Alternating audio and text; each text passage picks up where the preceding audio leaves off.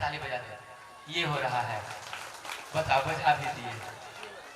जहां अच्छी बात है वहां ताली नहीं बज रही है। यहाँ ऑर्केस्ट्रा हो रहा है, वहां ताली बजा रहे हैं, नोटों की वर्षा कर रहे हैं। क्यों? उससे मेरा विनाश होना है, फिर भी मैं जान करके भी वो काम कर रहा हूँ। जहाँ भगवत कृपा होनी है वहां मैं टांग पसार के सोया हूँ। ओ महाराज जी आए कथा के जाएंगे, की काम छे हमरा, हमरा की काम छे। महाराज जी आए जाएंगे, क्या जिन यही बात है ना, क्या काम है उनको, सुन के जाएंगे। तो ऐसा नहीं होनी चाहिए। संत की अगर जब व्यवस्था अगर भगवान आपको देते हैं तो आप पहचान नहीं पाते हैं। आपको लगता है कि हो सकता है ये भी संत वही होंगे जो यज्ञ में आकर कलश को फंसवा दिए थे।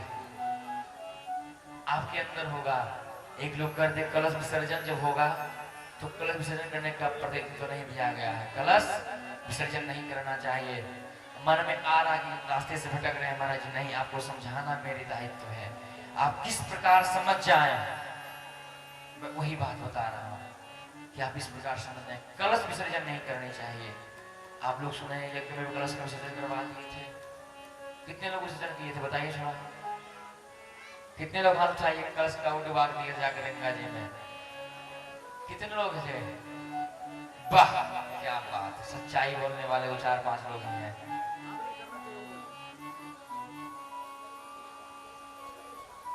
तो विसर्जन कर दिए, विसर्जन नहीं करनी चाहिए। वो पूर्ण पात्र है, क्या है? पूर्ण पात्र। तो कलश का क्या करें? जो कलश में जल हो उससे घर का अभिषेक करें, स्वयं का अभिषेक करें। उस जल को बच जाए तो किसी पेड़ में डाल दें। उसके बाद उसमें चावल भर करके, कोई अनाज भर करके भंडार कोण में रखने घर में 1.25 महीना या 1.25 साल, जिस प्रकार आपको उत्तम लगे उसको रहने दें। फिर उसमें कोई फूल पत्ती लगा दें, उसका नाम है पूर्ण। वो अमृत कलश है। क्या है? अमृत कलश। कलश में कलावा क्यों बांधा जाता है? कलशस्य मुखे विष्णु कंठे रुद्र समाश्रिता मूले तो ब्रह्मा मध्य मातृ गणा स्मृता। कितने लोग कलश में देवता हैं? कलशस्य मुखे विष्णु, कलश के मुख में विष्णु का वास है। कलशस्य मुखे विष्णु कंठे रुद्र समाश्रिता। कंठ में जो कलावा बांधा जाता है वो स्वयं क्या है? नाग है। क्या है? स्वयं नाग है जो अमृत की रक्षा कर रहा है। तो बस भगवान कलश उठाए, महाराज जी कलश रखवा दिए, रोज संध्यावती कर रहे हैं। अरे किसका कर रहे हैं ये तो जान ले पहले, किसका कर रहे हैं? कथा सुन रहे हैं, किसका सुन रहे हैं? भगवान बाल कृष्ण का सुन रहे हैं, भागवत सुन रहे हैं, भगवान कृष्ण का सुन रहे हैं। कलश में भगवान विष्णु का वास है, रुद्र का वास है, ऊपर में ब्रह्मा का वास है। मूल तो ब्रह्मा मध्य मातृ गणा स्मृता, मध्य में माताएं का वास है, 16 मात्र क्षत्रिय मात्र का 64 योगिनी का वास है। इस प्रकार माताएं का वास है, इसलिए कलश का विसर्जन नहीं करनी चाहिए। वहां भी लोग विसर्जन करने वाले थे, सबको रखवा दिए। अगर आपके घर में कोई नियम हो ऐसा, कोई ब्राह्मण कह रहा हो, क्यों महाराज क्यों करें बताइए, इसका कोई प्रश्न दीजिए, क्या करने से इसका क्या लाभ है? मैं बताया ना, इसको रखने से ये लाभ आपका है। आपके घर में ब्रह्मा विष्णु महेश इत्यादि सभी देवता हैं, तो इसमें क्या दिक्कत है? कोई दिक्कत नहीं ना। भंडार में भर करके रखेंगे तो भंडार कभी खाली नहीं होगा। अन्नपूर्णे सदा पूर्णे शंकर प्राण वल्लभे ज्ञान वैराग्य सिद्ध्यर्थम भिक्षाम देहि च पार्वती। भगवान शिव को नारियल नहीं चढ़ता है, भगवान शिव को नारियल नहीं चढ़ता है।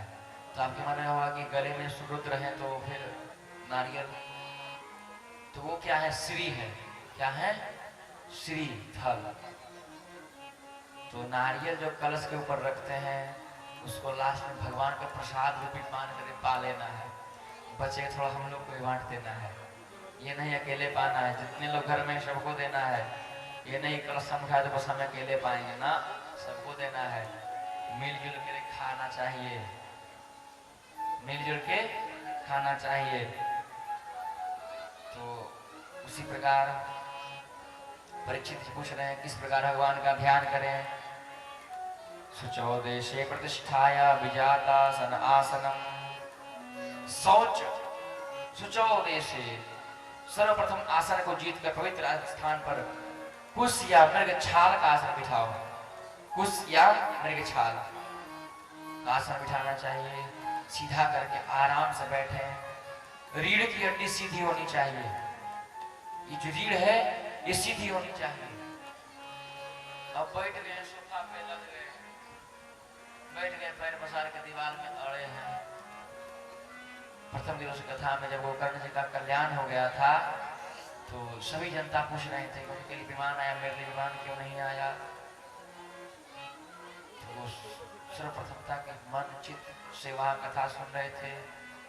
चित्त सचित्त से विश्वास से कथा सुन रहे थे। और हम लोग क्या करते हैं, कथा कर रहे हैं, सुन रहे हैं, मन यहाँ नहीं है, मन यहाँ नहीं है। बता रहे हैं भगवान गीता सुनो, आसन को जीत लीजिए। आगे भक्तों के प्रकार बता रहे माता देवहूति प्रभु आपके भक्त कितने हैं और प्रकार कितने होते हैं, भक्त के कितने प्रकार होते हैं, ये माता देवहूति पूछ रहे हैं। कपिल भगवान बता रहे हैं माँ मेरे भक्त 3 प्रकार के होते हैं। कितने? 3 प्रकार के। कौन कौन? प्रथम प्रकृति, जो सिर्फ मंदिर से भगवान को मांगे, मंदिर में जाकर के क्या मांगे, भगवान से मांगे, भगवान को नहीं मांगे, भगवान से मांगे। मुझे ये दे दो, मुझे वो दे दो, मुझे लन फन घर घोड़ा बंगला गाड़ी ये सब लन फन देते रहो जिसमें मैं उलझा रहा हूँ, आपका भजन नहीं करूं। भगवान से जो ये जाकर के मांगे। दूसरा मध्यम भक्त, मंदिर में जाकर साधु संत महापुरुषों से भी मांगे, वो मध्यम है। उत्तम सर्वप्रथम भगवान का दर्शन पावे, भगवान का दर्शन करे।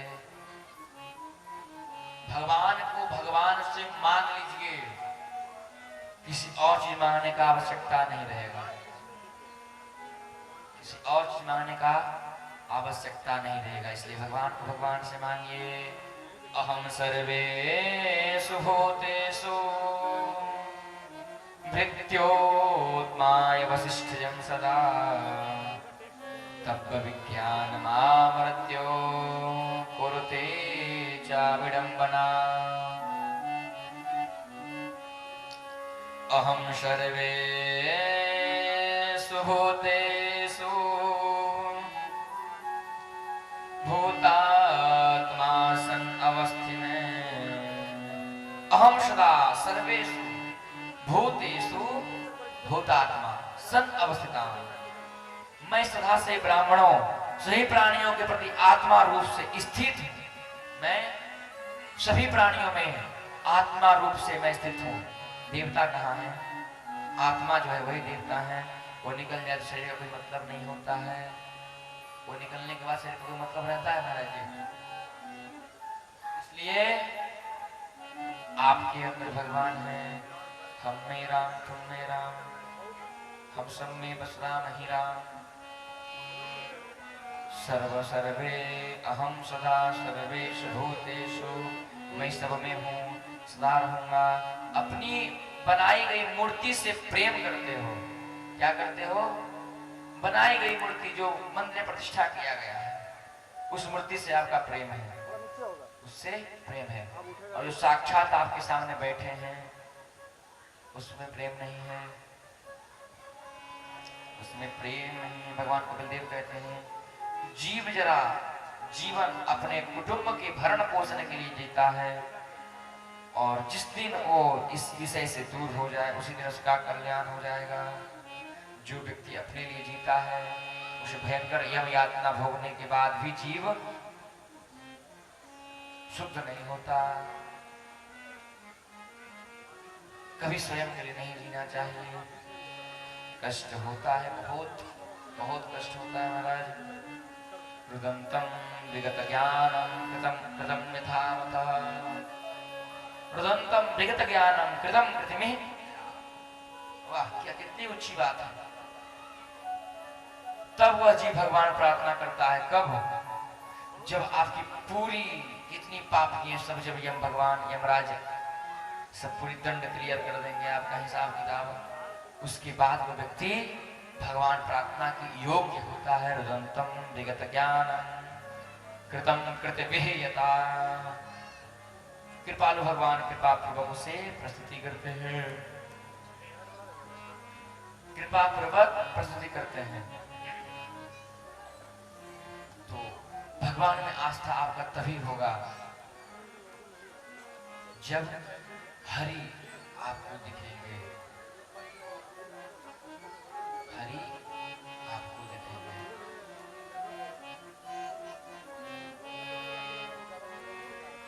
देवहूति फिर कह रही है अहो बता शुभच्चोष्ठे, अहो बता यतश्चोपटी गरियान् यजन्ति लोकहिताशनादृतं मधुः सर्वदिष्टान् यदान् लोकान् मृत्युलोकौतेशनान्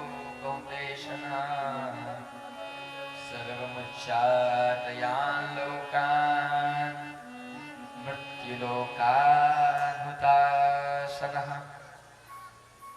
आगे बहुत बड़ी कृपा है।